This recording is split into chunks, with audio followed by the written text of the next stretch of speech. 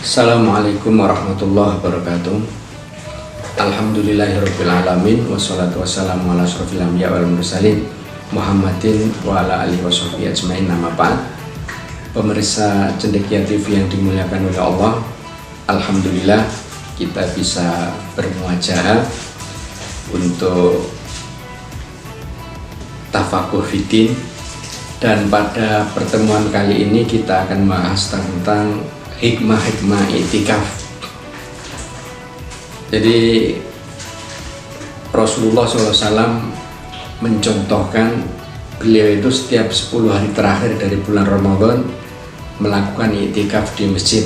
Bahkan di tahun di mana beliau meninggal dunia, beliau i'tikaf itu selama 20 hari. Ini menunjukkan bahwa i'tikaf di akhir Ramadan itu sangat penting dan memiliki keutamaan yang besar. Di antara hikmah-hikmah i'tikaf yang sangat penting bagi kita kaum muslimin, yang pertama, istidrok mafata minal ibadat. Jadi kita menambal kekurangan-kekurangan dari ibadah-ibadah yang disunahkan dan diwajibkan di bulan Ramadan, di awal dan pertengahan Ramadan. Jadi mungkin di awal Ramadan, di pertengahan Ramadan kita disibukkan dengan beberapa urusan, sehingga banyak ibadah-ibadah yang seharusnya kita lakukan itu terbengkalai. Maka di 10 hari terakhir diharapkan kita bisa menambal kekurangan itu dan kita bisa maksimal dalam beribadah kepada Allah. Makanya Rasulullah digambarkan dalam hadis itu, idza dakhalal asrul awakhir, apabila beliau memasuki 10 hari terakhir itu ahyal laila, beliau menghidupkan malam, jadi tidak tidur kecuali sedikit. Wa aiqadha ahla, dan membangunkan istri-istri beliau, keluarga beliau untuk sama-sama beribadah kepada Allah. Wa syadda mi'zarahu, dan mengencangkan ikatan sarungnya. Dalam penjelasan hadis itu sebagian ulama mengatakan selama 10 hari terakhir itu beliau tidak melakukan hubungan intim suami istri karena fokus untuk ibadah kepada Allah. Jadi i'tikaf ini ibaratnya fasilitas dari syariah agar kita bisa maksimal menutup kekurangan kita di awal dan pertengahan Ramadan. Yang kedua, ini masih berkelanjutan dengan hikmah yang pertama, tahqiqul mi'yar lin najah fil amaliyah ramadhaniyah. Jadi untuk merealisasikan tolok ukur keberhasilan untuk aktivitas Ramadan kita. Jadi kenapa di akhir Ramadan kita harus optimal dan maksimal? Karena yang dinilai oleh Allah itu bagian akhirnya, endingnya. Dalam kata-kata hikmah dikatakan al-ibro fin nihayah. Jadi yang dinilai, yang teranggap itu pamungkasnya. Atau dalam hadis dikatakan innamal a'malu bil khawatim. Jadi amalan-amalan itu dinilai berdasarkan penutup dan pamungkasnya. Kalau penutupnya bagus, seluruh amalan dianggap bagus. Tapi kalau penutupnya jelek, seluruh amalan kita itu dianggap jelek.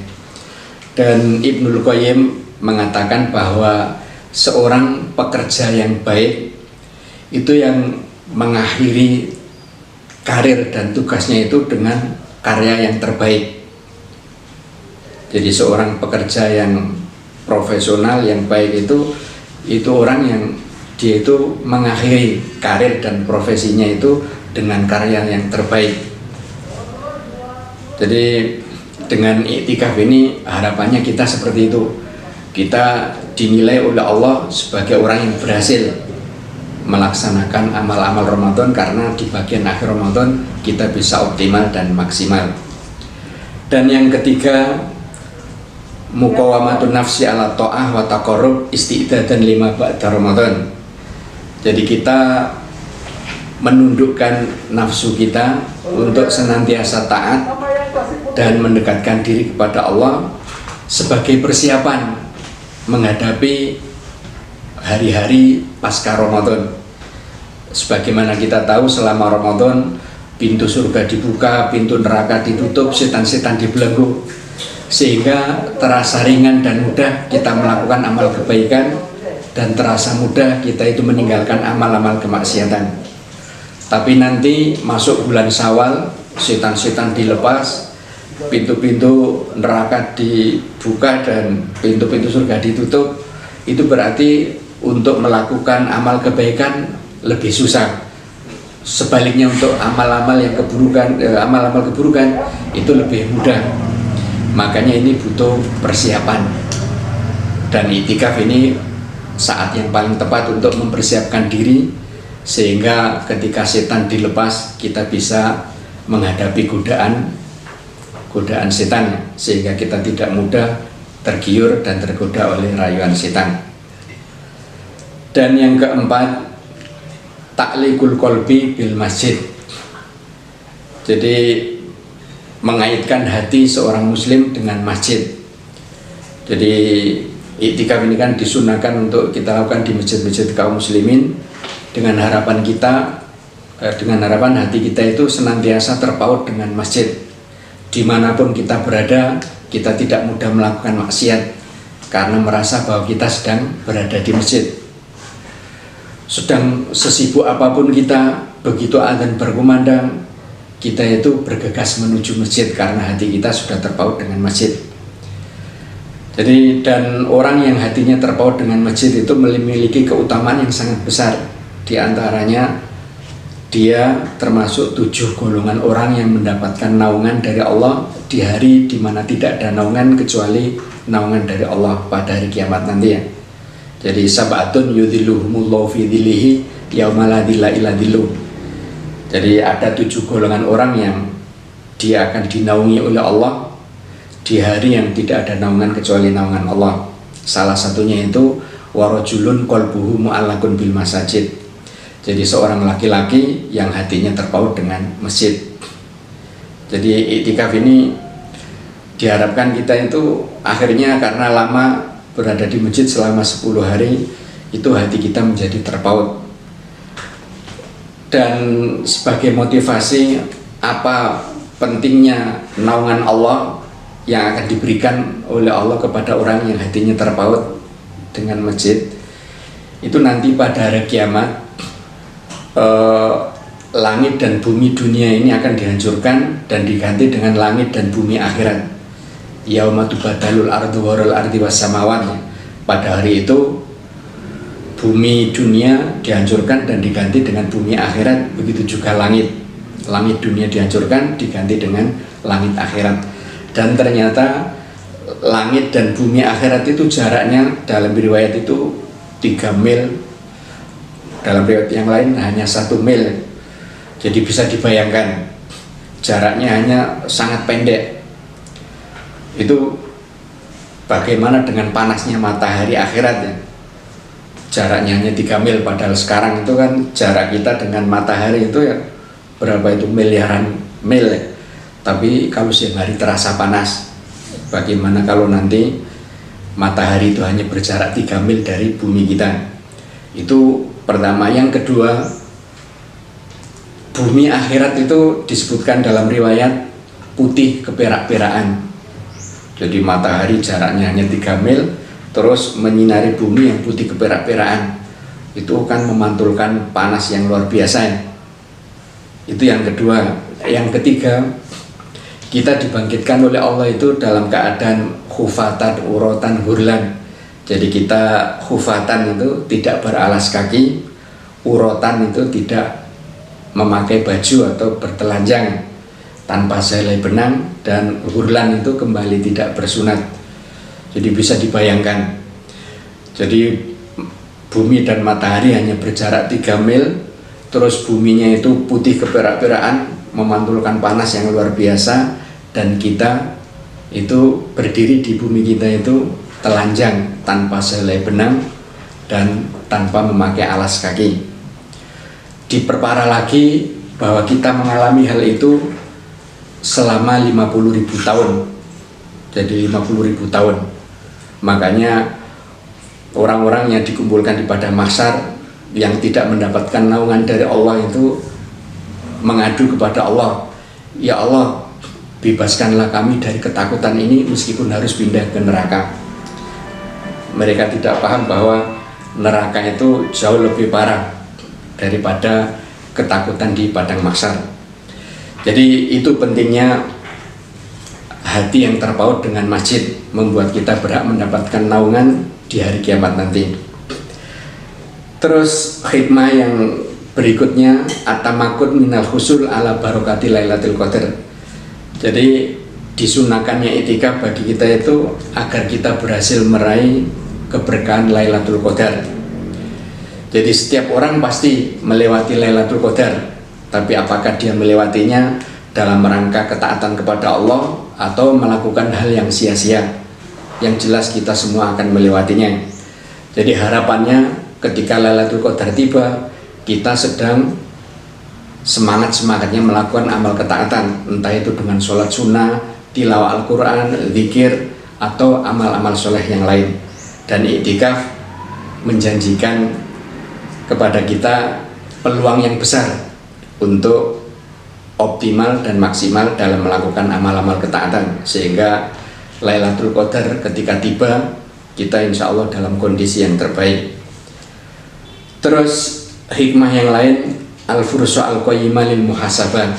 Jadi itikaf ini saat yang tepat untuk melakukan refleksi, evaluasi diri, dimana di masa-masa itikaf ini kita melakukan muhasabah apa saja yang telah kita lakukan selama setahun sampai kita di penghujung hari Ramadan ya. Jadi kita muhasabah, kalau banyak kebaikan yang bisa kita lakukan, ya kita ucapan alhamdulillah awalnya. Sudah awal. Ya, gitu. Sejak awal. Biar bilang yang bagian terakhir tadi aja. Ya. Jadi iktikaf ini saat yang tepat untuk melakukan refleksi dan evaluasi diri ya. Jadi selama setahun kita menjalani hidup itu, apa saja prestasi kebaikan yang bisa kita lakukan. Kalau ternyata jauh lebih banyak dari keburukan yang kita lakukan, kita ucapkan alhamdulillah dan kita bertekad untuk meningkatkan kebaikan-kebaikan yang sudah berhasil kita lakukan. Tetapi apabila perbuatan-perbuatan maksiat, perbuatan yang sia-sia justru mendominasi kehidupan kita selama setahun, ya kita harus beristighfar, banyak-banyak beristighfar kepada Allah dan bertekad untuk memperbaiki diri dan melakukan amal-amal kebaikan. Jadi ini saat yang tepat untuk muhasabah. Yang berikutnya, al-is'ar bi anna likulli waqtin ibadatan khosoh bihi. Jadi iktikaf ini menyadarkan kepada kita bahwa setiap waktu punya ibadah yang spesial. Dan ini yang harus difahami oleh kaum muslimin. Jadi ibadah itu dianggap sebagai amal soleh apabila kita lakukan pada waktu yang telah ditetapkan. Ketika sudah lewat dari waktu yang ditetapkan, itu tidak lagi menjadi amal soleh, tapi amal toleh. Jadi masing-masing waktu punya ibadah yang spesial. Misalnya ada seorang dokter yang pada hari Jumat itu sejak jam 8 sudah berangkat ke masjid untuk zikir tilawah Al-Quran sambil menunggu dilakukannya sholat Jum'ah secara berjamaah. Maka hadirnya dokter di masjid sejak jam 8 itu bukan amal soleh kalau memang dia sedang menangani pasien atau ada banyak pasien yang menunggu. Jadi amal soleh bagi dokter pada waktu itu ya melakukan tindakan medis untuk mengobati si pasien. Jadi menangani pasien itulah amal soleh pada waktu itu. Jadi sholat jamaah, sholat Jum'ah berjamaah itu menjadi amal soleh kalau pas pada waktunya. Jadi begitu juga iktikaf ini. Jadi di 10 hari terakhir, amal ibadah yang patut kita prioritaskan adalah sholat-sholat sunnah, terus tilawah Al-Quran, berzikir, yang itu semua kita lakukan di masjid kaum muslimin. Jadi itu amal yang terbaik untuk kita lakukan di hari-hari terakhir di bulan Ramadan. Dan yang terakhir, menyadarkan kepada kita bahwa akhir dari segala sesuatu itu harus lebih baik daripada awalnya. Jadi ini yang prinsip yang harus kita pegang. Jadi akhir dari segala sesuatu itu harus lebih utama daripada awalnya. Jadi jangan sampai kita itu menjadi orang yang semangat di awal, optimal di awal, tapi di akhir justru kita melukro, kita mengalami penurunan. Jadi tadi sudah dijelaskan di awal bahwa innamal a'malu bil khawatim. Amalan itu tergantung penutupnya. Kalau penutupnya bagus, seluruh amalan sebelumnya itu dianggap bagus. Tapi kalau penutupnya itu jelek, seluruh amalan yang sebelumnya itu dianggap jelek juga. Jadi nilai kita ditentukan oleh akhir dari apa yang kita lakukan. Makanya kita ketika menghadapi ajal atau kematian, ya kita berharap kita itu bisa meraih husnul khotimah. Dan pada saat kita menghadapi ajal itu terjadi pertarungan antara kita dengan setan. Jadi setan bertaruh mati-matian, berusaha mati-matian agar kita itu mengalami su'ul khotimah. Jadi berusaha mati-matian menggoda semaksimal kemampuannya agar kita itu su'ul khotimah. Makanya kita harus berusaha agar akhir dari usia kita itu husnul khotimah, sebagaimana akhir dari Ramadan kita itu kita berada dalam bingkai ketaatan kepada Allah Subhanahu wa taala. Pemirsa Cendekia TV yang dimuliakan oleh Allah, itu sedikit tentang hikmah-hikmah itikaf. Semoga bermanfaat. Billahi taufiq wal hidayah wa ridwal inayah. Wassalamualaikum warahmatullahi wabarakatuh.